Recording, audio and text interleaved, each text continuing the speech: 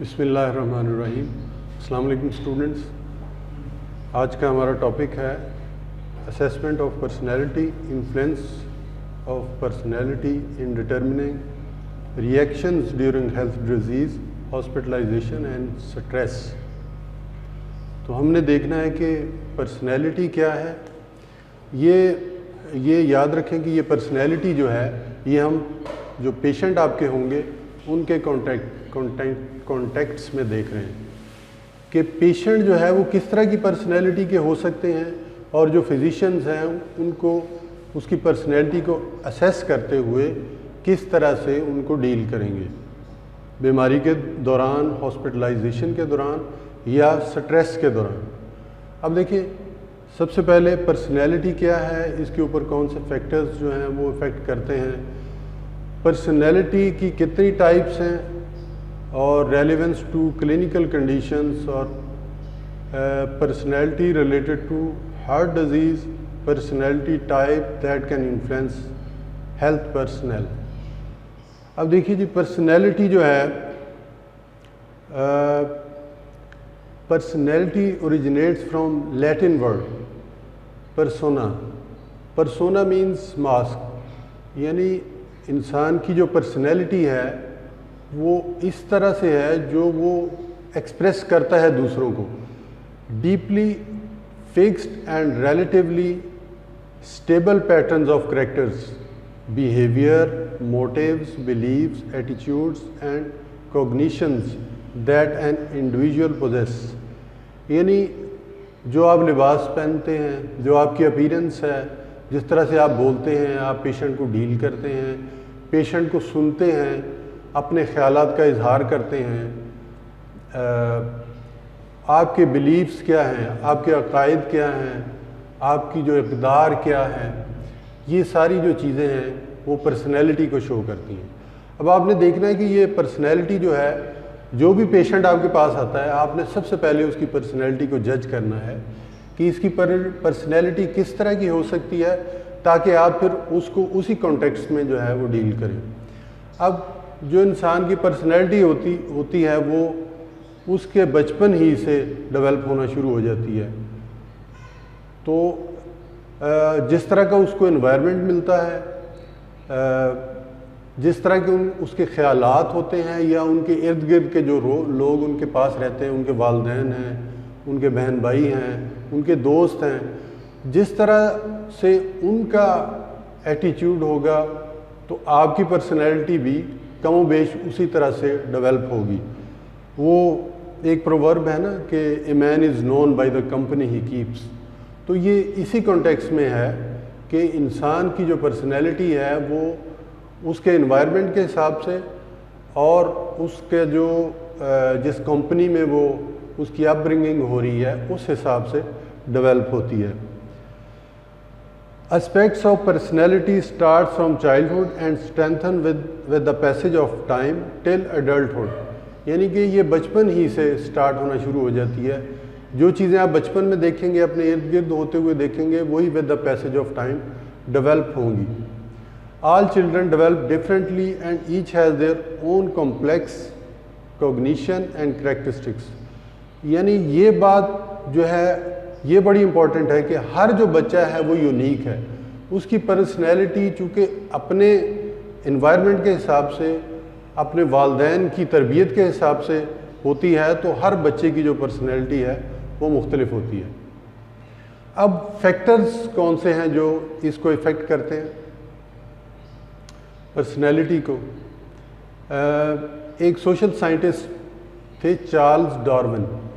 उनके मुताबिक उनकी एक बुक थी ओरिजिन ऑफ स्पीशीज़, जिसमें उन्होंने कहा कि जो इंसान की पर्सनैलिटी डेवलप होती है वो उसकी जेनेटिक एंड हेरिडेटरी फैक्टर्स को मद्देनज़र रखते हुए की गाइडेंस में जो है वो डेवलप होती है। यानी जो उसके जो विरासती मादा होता है, यानी इट मीन्स के बायोलॉजिकल जो फैक्टर हैं वो उसकी पर्सनैलिटी को डोमिनेट करते हैं। यानी जो उस अपने वालिदैन से वो जेनेटिक मटेरियल लेता है, जेनेटिक ट्रेड्स लेता है, वही जाके उसकी पर्सनैलिटी को आगे डेवलप करती हैं। दूसरा जॉन लॉकी जो है उसका ख्याल मुख्तलिफ है। वो ये कहता है कि जो उसका सराउंडिंग है, उसका जो एनवायरनमेंट है, उससे जो उसकी साइकोलॉजिकल और सोशल जो ट्रेट्स हैं जो डेवलप होती हैं, वो अल्टीमेटली उसकी पर्सनैलिटी को डेवलप करती हैं। वो चाहे नेगेटिव हो सकती हैं और पॉजिटिव भी हो सकती हैं।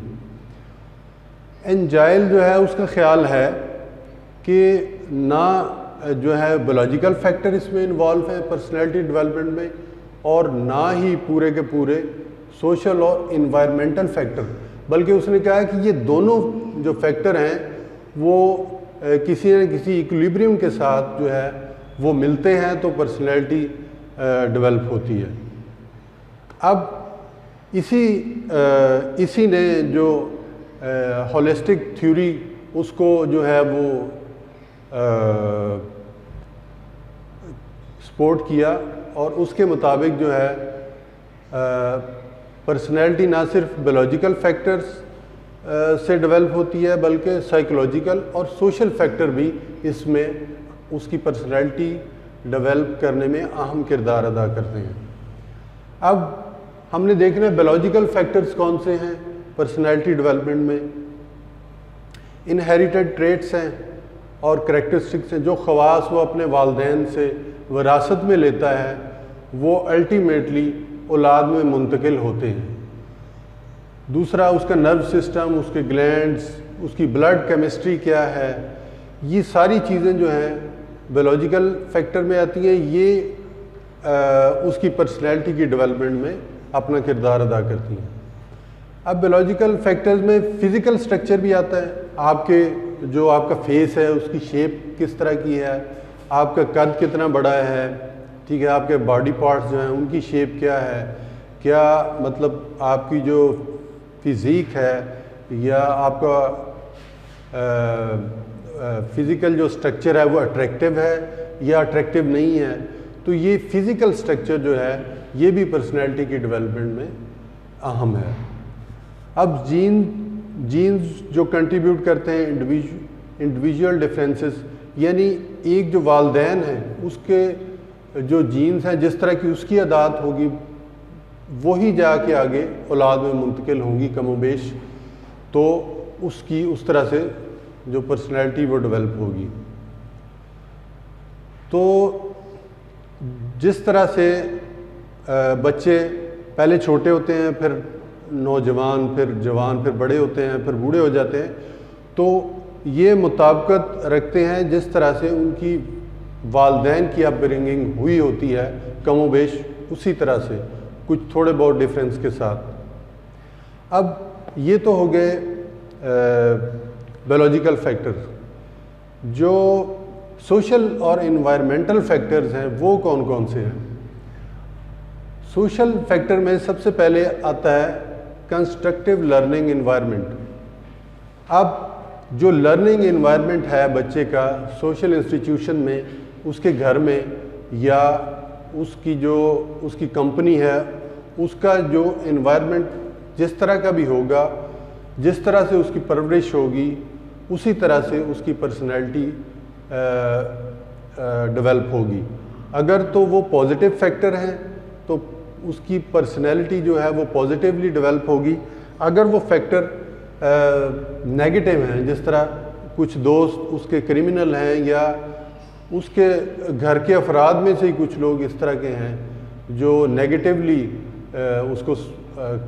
उसकी पर्सनैलिटी की डेवलपमेंट में सपोर्ट कर रहे हैं, तो ऑटोमेटिकली जो है उसकी पर्सनैलिटी नेगेटिवली ग्रो होगी। Culture that children are raised in. अब जो कल्चर होगा, जिस सोसाइटी में जो बच्चे हैं वो रह रहे हैं, उस सोसाइटी का जिस तरह का भी कल्चर होगा, हिंदुओं का जो कल्चर है वो जो उसके अफराद बच्चे होंगे वो उस तरह से डेवलप होंगे, उनकी पर्सनैलिटी उस तरह से रेज करेगी। और जो मुसलमानों के बच्चे होंगे उनकी पर्सनैलिटी उस हिसाब से डेवलप होगी। इसी तरह क्रिश्चियंस और जो भी सोसाइटीज़ हैं, जो भी कम्युनिटीज़ हैं, उनका जिस तरह से कल्चर होगा, बच्चे उसी कल्चर में से सीखते हुए अपनी पर्सनैलिटी को आगे बढ़ाएंगे। इसी तरह है सोसाइटल नॉर्म्स हैं। जो सोसाइटी की नॉर्म्स होती हैं, उसकी वैल्यूज़ होती हैं, ये भी बहुत अहम किरदार अदा करती हैं। यानी जो सोसाइटीज़ की अगर पॉजिटिव वैल्यूज़ हैं, उसकी इक़दार पॉजिटिव हैं, जो कि मोस्टली सोसाइटीज़ की पॉजिटिव इक़दार होती हैं, जो उसकी पर्सनैलिटी को डेवलप कर रही होती हैं, तो ऑटोमेटिकली वो गेन करेगा पॉजिटिव चीज़ें और जो है वो एक रिस्पॉन्सिबल सिटीज़न के तौर पे उसकी ग्रोथ होगी। लेकिन अगर सोसाइटी की जो नॉर्म्स हैं, जिस तरह से कुछ कल हमने पढ़ा था कि कुछ काउंटर ग्रुप्स होते हैं सोसाइटी में, अगर उन ग्रुप्स से बच्चे का लिंक हो जाए तो उसकी पर्सनैलिटी जो है वो नेगेटिवली डेवलप होने के खदशात होते हैं। अब जी जेनेटिक फैक्टर जो हैं वो अनडिज़ायरेबल इमोशंस जो हैं वो भी डेवलप कर सकते हैं, लेकिन जो सोशल फैक्टर है इसमें वो बेसिकली डोमिनेट कर रहा होता है, क्योंकि हम सोशल और एनवायरमेंटल फैक्टर को देख रहे हैं। और ये बात हमें आप जहन में रखें कि हम पर्सनैलिटी को देख रहे हैं पेशेंट की पर्सनैलिटी के कॉन्टेक्स्ट में। यानी जो पेशेंट, जो फिजिशियंस हैं, डॉक्टर्स हैं, जिनको वो फेस करने जा रहे हैं, उनकी पर्सनैलिटी को आप इन 3 फैक्टर के थ्रू देखेंगे। अब जो अगला फैक्टर है वो है साइकोलॉजिकल फैक्टर, जो कि बड़ा इम्पॉर्टेंट है और जिसका रिलेशनशिप जो है वो पेशेंट की क्लिनिकल कंडीशन से, उसकी डिजीज़ से काफ़ी हद तक होती हैं या हो सकती हैं। We clarify people on the basis of their personal characteristic even in your class. अब देखें, किसी भी पर्सन की जो पर्सनैलिटी है उसको हम उसकी पर्सनल जो ख़वास हैं, उसके कैरेक्टरिस्टिक्स हैं, उसकी बुनियाद के ऊपर उसको क्लासीफाई करते हैं। मसलन क्लास में जो स्टूडेंट्स हैं, टीचर उनको क्लासीफाई करता है अपने तौर पे। कुछ स्टूडेंट्स होते हैं वो हर क्लास के इवेंट में पार्टिसिपेट करते हैं एक्टिवली, तो वो एक क्लास हो जाती है। कुछ स्टूडेंट्स होते हैं वो शाई होते हैं, वो पीछे पीछे रहते हैं, तो टीचर जो है उनको एक क्लास में रखता है। कुछ टीचर जो हैं वो सोशेबल होते हैं, हर काम में जो है वो चाहे एजुकेशन से रिलेटेड हो या कोई एजुकेशन से रिलेटेड ना भी हो, तो वो उसमें एक्टिवली पार्टिसिपेट करते हैं। इसी तरह जो हमारे पेशेंट होते हैं एज ए फिजिशियन, तो उनकी भी कुछ कैटेगरीज होती हैं। कुछ एक्टिव होते हैं जो हमें एक्टिवली अपनी जो है वो डिज़ीज़ के बारे में बताते हैं। कुछ पेशेंट होते हैं वो बता नहीं पा रहे होते, लेकिन वो फील करा रहे होते हैं। उनकी जो पर्सनैलिटी है, जो आपको अपीयरेंस उनकी है, वहाँ से आपको ये पता करना होता है कि इसको क्या प्रॉब्लम हो सकता है, आया कि फ़िज़िकल है, बायोलॉजिकल है। इसी तरह से कुछ पेशेंट इस तरह के होते हैं जिनके बारे में आपको असेस करना बहुत मुश्किल होता है। ये वो कैटेगरी होती है जिसमें फिजिशियन को सबसे ज़्यादा प्रॉब्लम फेस करने पड़ रहे होते हैं। कॉम्प्लेक्स टाइप ऑफ पर्सनैलिटी भी आप कह सकते हैं।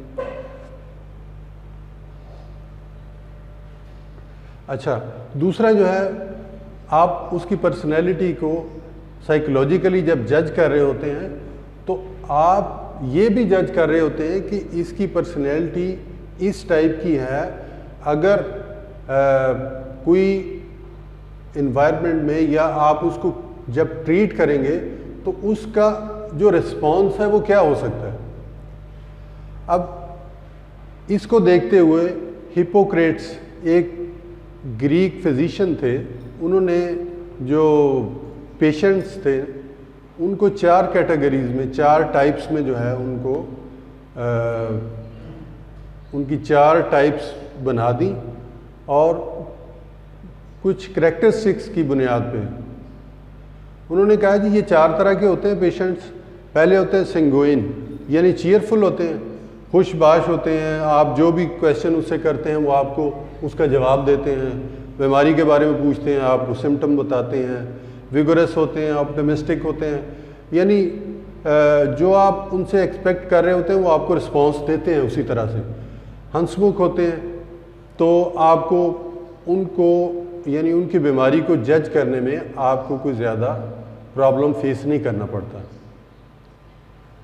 दूसरे होते हैं, दूसरी टाइप जो है उन्होंने बयान की है वो मेलनकॉलिक, वो होते हैं वो डिप्रेस्ड टाइप ऑफ पर्सनैलिटी होते हैं।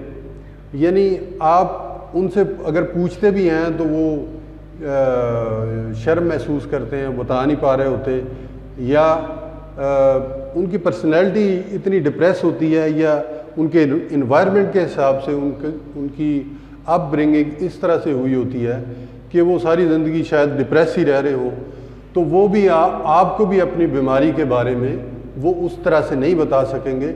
यहाँ पे फिर आपकी अपनी असेसमेंट है कि आप किस तरह से उनकी बीमारी के बारे में पता लगाते हैं।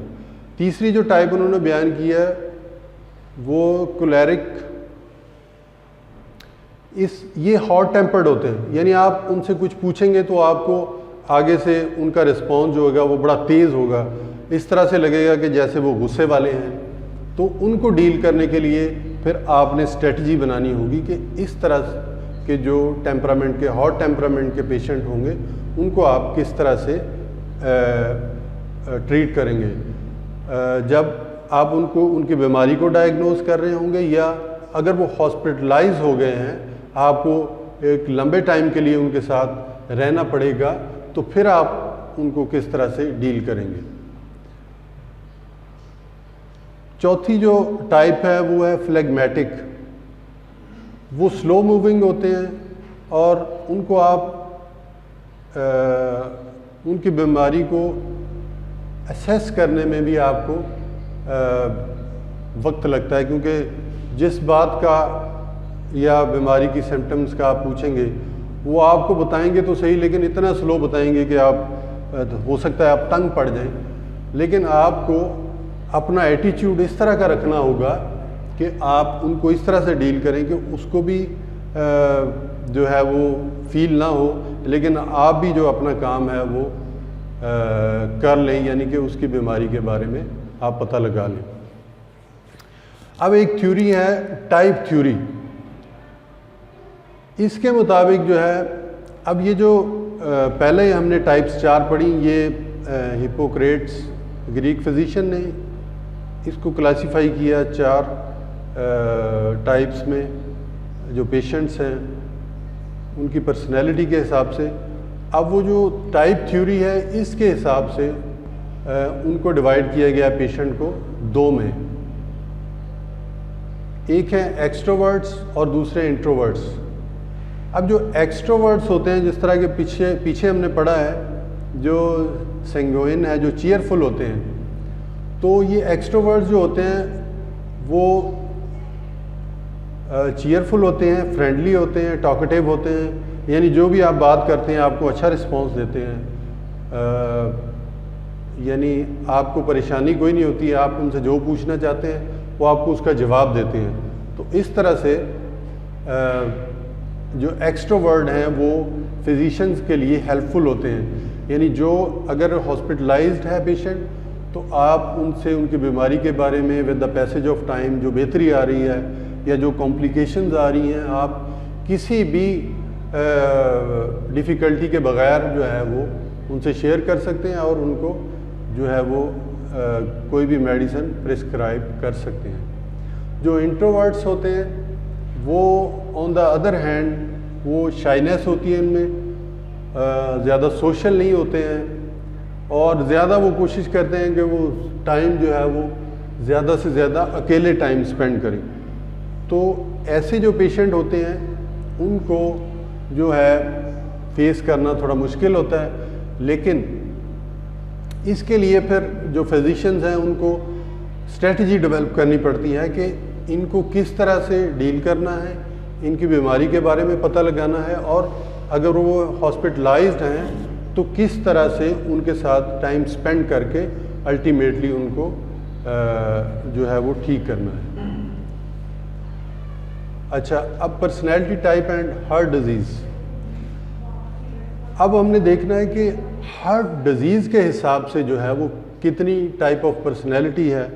पहले हम देखेंगे कि हर डिज़ीज़ जो है वो क्यों होती है, किस चीज़ से लिंक करती है। अब जो हार्ट डिज़ीज़ है वो स्मोकिंग के साथ लिंक्ड अप है, फिर ओवरवेट के साथ है, डायबिटिक पेशेंट होते हैं और इनएक्टिव भी होते हैं, वेट भी उनका ज़्यादा होता है।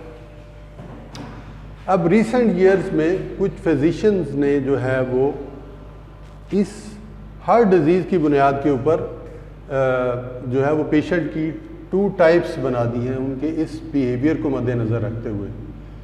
इसमें एक टाइप ए है on the basis of blood pressure, type A है, दूसरी है टाइप बी।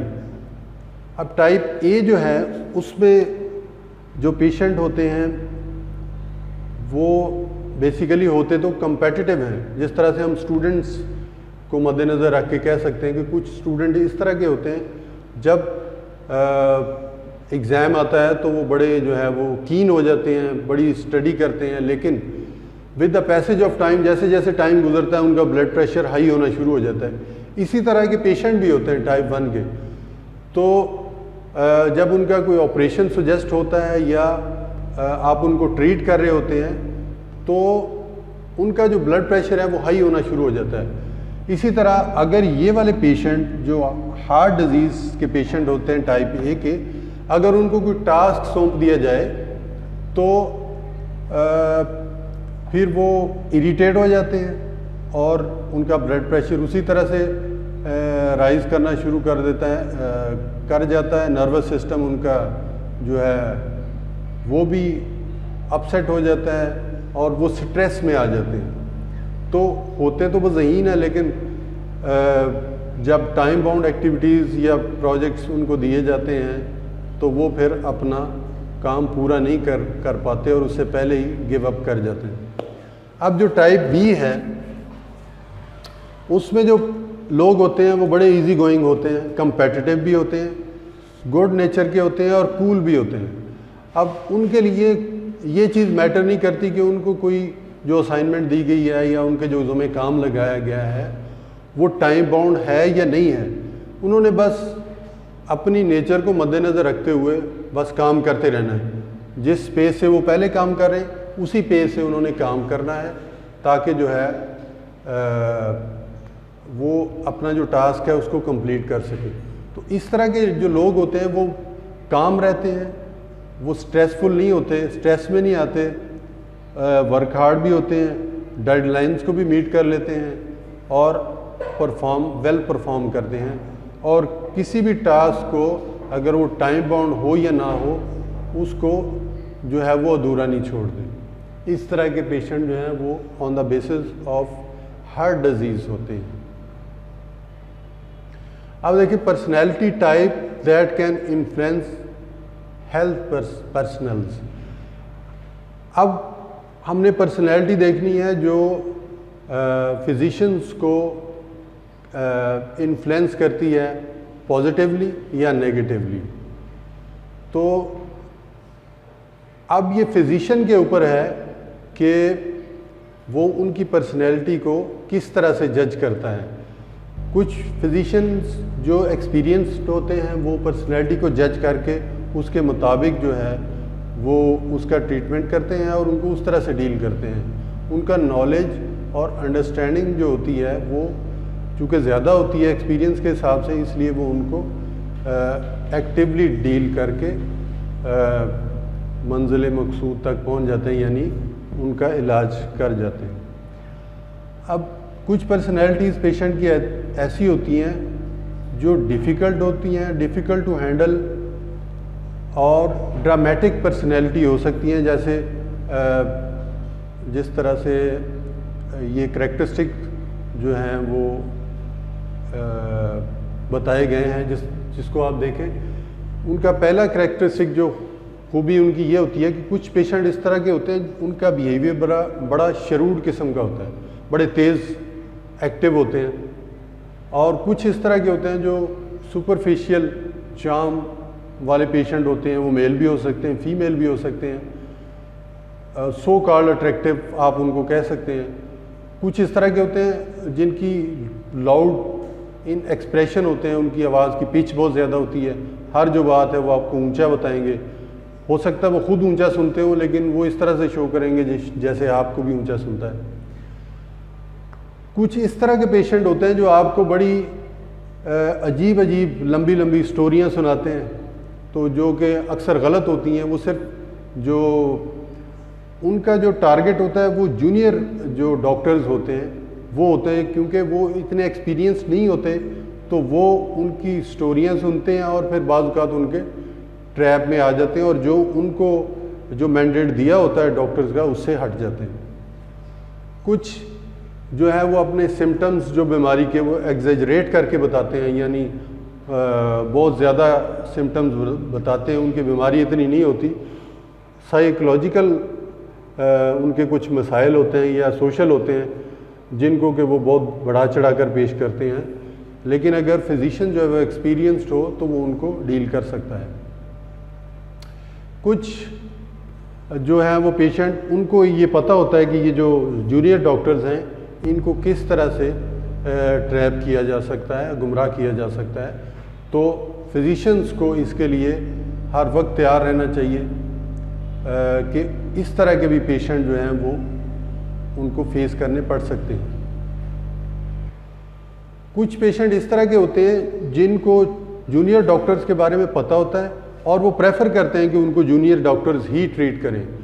उसकी वजह ये होती है कि वो जो एक्सपीरियंस डॉक्टर हैं वो उनसे बचने की कोशिश कर रहे होते हैं। अब यहाँ पे हमने एक जो है केस स्टडी, एक पेशेंट एक्स है, उसकी जो एज है वो तकरीबन 20 ईयर्स होती है, वो कॉलेज की स्टूडेंट होती है, तो वो एक हॉस्पिटलाइज होती है हॉस्पिटल में, तो वहाँ पे राउंड के ऊपर एक डॉक्टर आते हैं जो कि 3rd ईयर के तालिब इल्म होते हैं। तो वो उनको जिस तरह से पीछे मैंने बताया कि वो टेल फैंटेस्टिक स्टोरीज़, वो फैंटेस्टिक स्टोरीज़ टाइप की वो पेशेंट होती हैं, वो उनको एग्जैजुरेट करके चीज़ों को बताती हैं और उनकी तवज्जो हासिल कर लेती हैं।